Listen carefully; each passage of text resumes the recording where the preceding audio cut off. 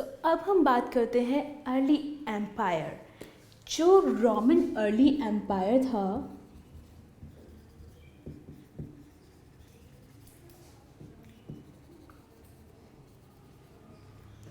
वो two phases में divide था। फर्स्ट को अर्ली एम्पायर कहा जाता था और बाद को लेट एम्पायर। ये जो डिवीजन था, ये जो वहाँ पे 3rd सेंचुरी में एक संकट आया था उसके बेस पर किया गया था। यानी कि जो पहली, दूसरी और तीसरी के मध्य तक शताब्दी में जो एम्पायर रहा उसको अर्ली एम्पायर कहा गया और उसके बाद के लिए लेट एम्पायर यूज़ किया गया। जो वहाँ पे लैंग्वेजेस थी, वहाँ पर कई तरह की भाषाएं बोली जाती थी, लेकिन जो ऑफिशियल लैंग्वेज थी वहाँ की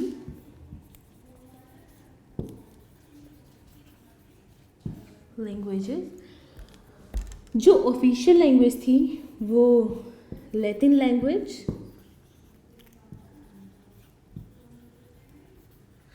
and second is Greek language. वहाँ पे सारा काम इन दोनों लैंग्वेज में ही किया जाता था। जो डॉक्यूमेंट्री ऑफिशियल वर्क होता था वो इन दोनों लैंग्वेज में किया जाता था। बाकी तो वहाँ पे कई तरह के लोग रहते थे जहाँ पे फ़ारसी, स्पेनिश, कई तरह की लैंग्वेज बोली जाती थी। तो मेनली इन दोनों लैंग्वेज को यूज़ करके वहाँ की जो टेक्सचुअल रिकॉर्ड्स मिले हैं वो ग्रीक और लैटिन भाषा में ही मिले हैं। और इसी के बेस पे हिस्टोरिकल्स ने पता लगाया कि वहाँ की जो मेन लैंग्वेज ऑफिशियल थी वो ये दोनों लैंग्वेज थी। ओके,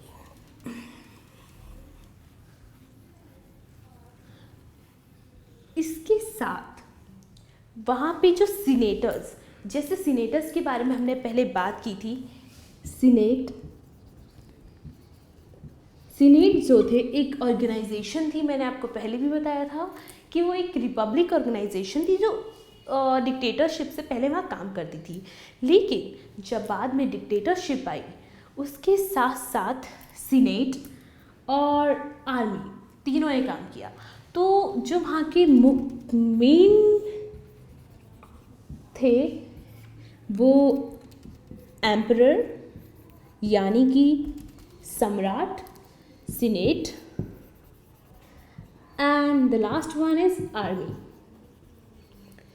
ये वहाँ के 3 मेन प्लेयर्स कह सकते हैं हमने, क्योंकि पूरे के पूरा जो भी एम्पायर चलाने में काम आता था वो इन तीनों के वजह से ही वहाँ पे चीज़ें मैनेज हो पाती थी। जैसे कि पूरा रोमन साम्राज्य अलग अलग जगह पे विभाजित था, तो एक साथ कंट्रोल करना कैसे पॉसिबल हो पाता। तो ये इन जो एम्परर होता था वो मेन ब्रांच में रहता था, ब्रांच हम कह सकते हैं, बट इसके लिए हम उसे इटली जो प्रांत नहीं था एक तरीके से, और अलग अलग सीनेटर्स को अलग अलग जो शहर उनके होते थे उनमें भेज दिया जाता था, जो वहाँ पे रिवेन्यू सिस्टम, वहाँ की स्लेवरी, वहाँ का वहाँ के इकोनॉमिक एक्सपेंशंस, सब चीज़ें उन लोगों को इन्फॉर्म करता, इन सीनेट्स वगैरह इन्फॉर्म करते थे एम्परर को। लेकिन जो आर्मी थी, आर्मी वहाँ की सबसे बेस्ट और सबसे इम्पॉर्टेंट कहते हैं इन तीनों में भी, क्योंकि आर्मी से ही ये तीनों कंट्रोल में रहते थे।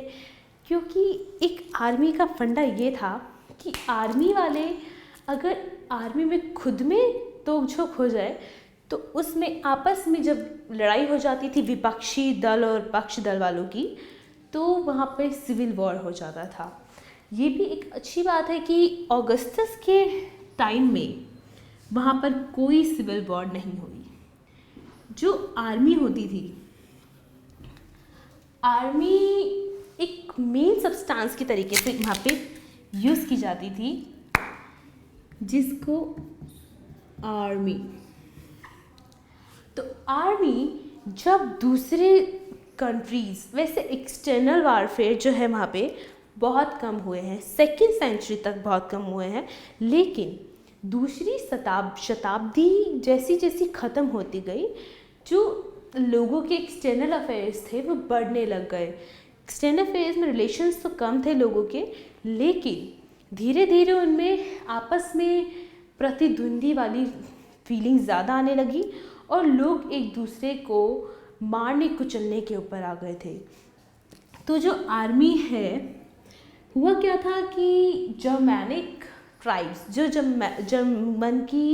जर्मनी की जो जनजातियाँ थी, उन्होंने जो राइन, मैंने जैसे पहले बताया था राइन और डेन्यू जो रिवर्स थी, जो नॉर्थ साउथ में नॉर्थ एम्पायर, जो नॉर्थ हम कह सकते जो नॉर्थ एम्पायर था, पूरे के पूरे नॉर्थ एम्पायर में जो नदी बहती थी, जिनसे ये था कि ये जो रोमन एम्पायर है ये यहाँ तक इन लोगों का है, रोमन साम्राज्य का है।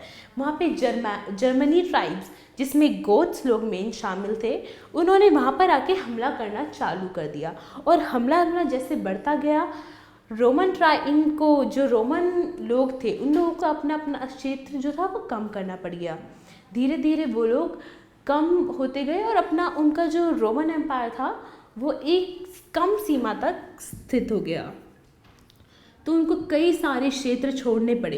इनफैक्ट जो यहाँ पे काला सागर है, एक ब्लैक सी नाम से जगह है, वहाँ से भी लोगों ने आक्रमण किया और वहाँ से भी रोमन एम्पायर को भागना पड़ा, छोड़नी पड़ी अपनी जगह।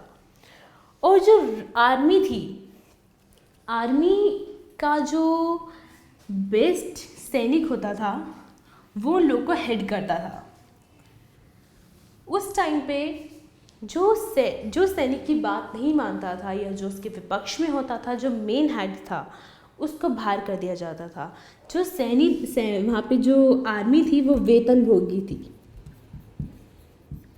वेतन भोगी सैनिक।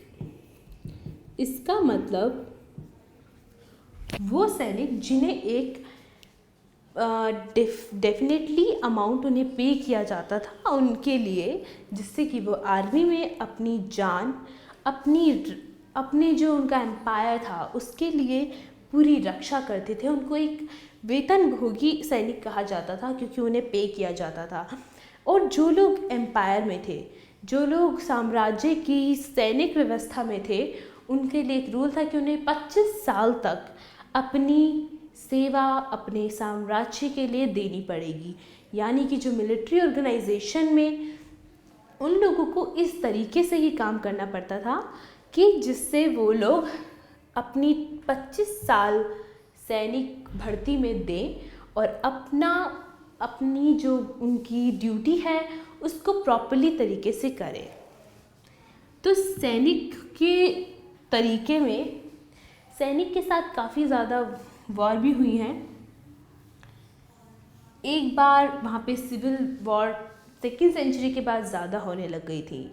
और साथ में जो 3rd सेंचुरी का जो संकट है, 3rd सेंचुरी का जो संकट आया, उसका क्या मेन रीज़न था? उसका रीज़न ये रहा कि